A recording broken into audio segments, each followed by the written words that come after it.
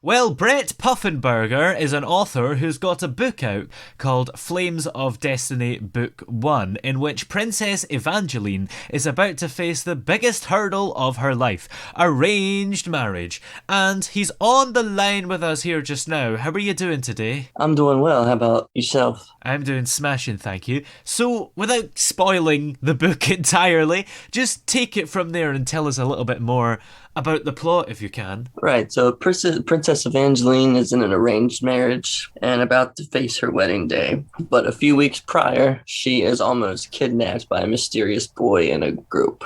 Ooh. And he is in prison at the time of this wedding. But a terrible empire known as the Flame Province comes and destroys her city right as she's about to be wed.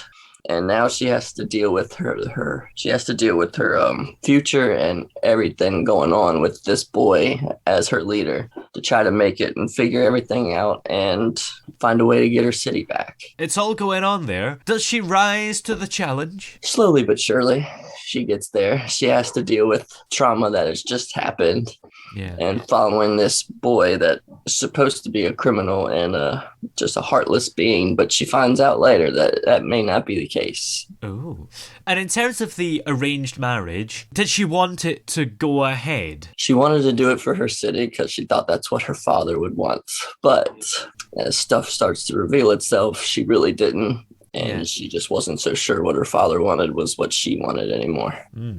So where did the inspiration for this story come from for you? So I'm a big fantasy fan and a big anime and manga fan. Yeah. So I just like to mix the two together to create characters that I always would like to watch on the screen in either live action or, for me especially, animated in like Japanese style anime. I don't know if you ever heard of One Piece or The Fairy Tale or Black Clover, but I kind of took a lot of inspiration from those stories. Yeah. In terms of the actual plot, where did all this stuff come from? I mean, was it from that anime kind of thing exclusively? Not really exclusively. I took some inspiration from the Witcher series Yeah. and any real fantasy elements of fantasy creatures like orcs, elves.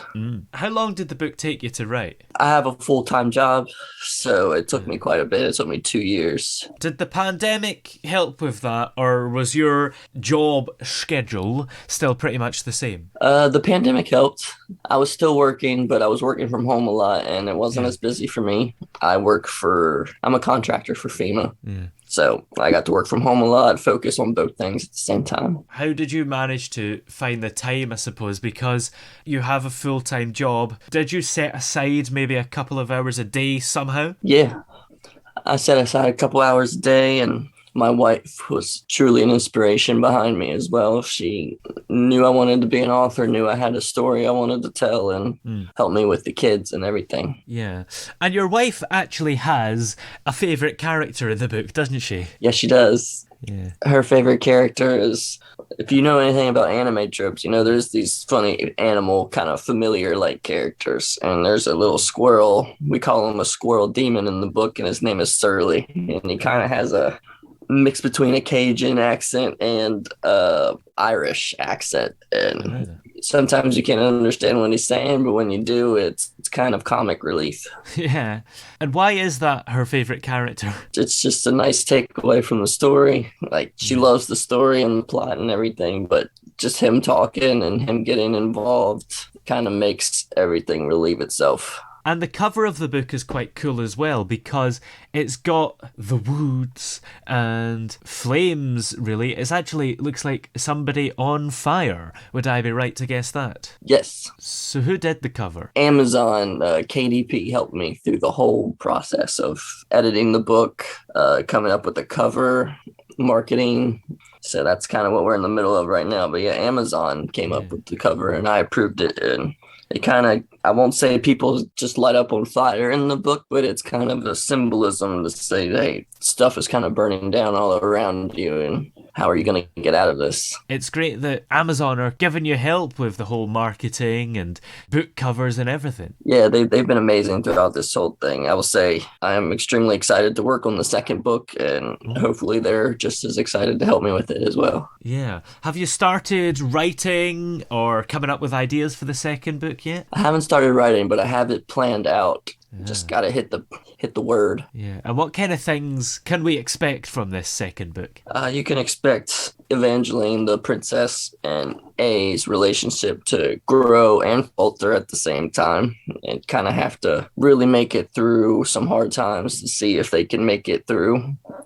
Um, you might see some characters leave, and you're going to see a lot of powerful new fight scenes, which is what I love writing. Yeah. For this book currently, what is your favourite character? Is it the same one that your wife chose? No, my favorite character is the boy.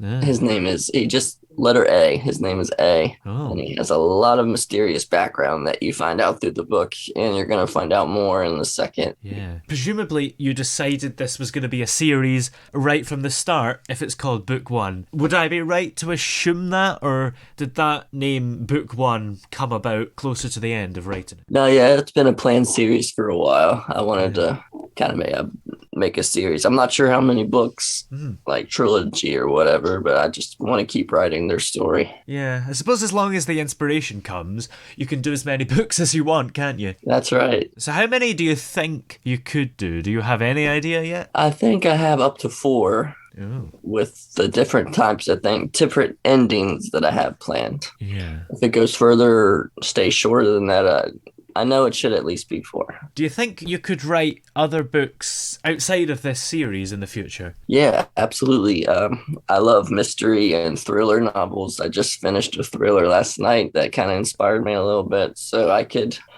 take on anything. It's just a matter of time. Yeah, that sounds thrilling. Yes, sir. What's been your favourite part of promoting this book so far? Kind of just getting to know it again. I spent 2 years writing it and finally got it finished in May. But since then, I got to read it from the beginning and from front to back, like 4 or 5 times, editing it, seeing what I can improve on for later, and also getting to do stuff like this. Yeah. Every time you went back and read it, did you find stuff that you could improve on? I believe it's a great story, but yeah, you could always improve on stuff. I think I can maybe improve on setting the setting more, maybe details. There's a lot of details in the book, obviously, with magic involved. You kind of have to paint a scene, but you could always improve on it to make sure that you almost feel like you're watching it on the screen. Are you going to take these improvements on board when you're writing the second book, I take it? Of course. Well, where are we able to find this book, Flames of Destiny Book 1? You can find it on Amazon as a Kindle book, hardcover, or paperback. They also put it on Barnes & Noble, the same 3. I think they're called Nook books. I'm not positive on that. For the internet books, the readers, also paperback and hardcover. And I haven't looked at it. I don't know if it's done yet, but Google Books is also supposed to supply it. Excellent. Well, many thanks for joining us today. It's been great to talk to you. It's been great being a part of this. I appreciate your time.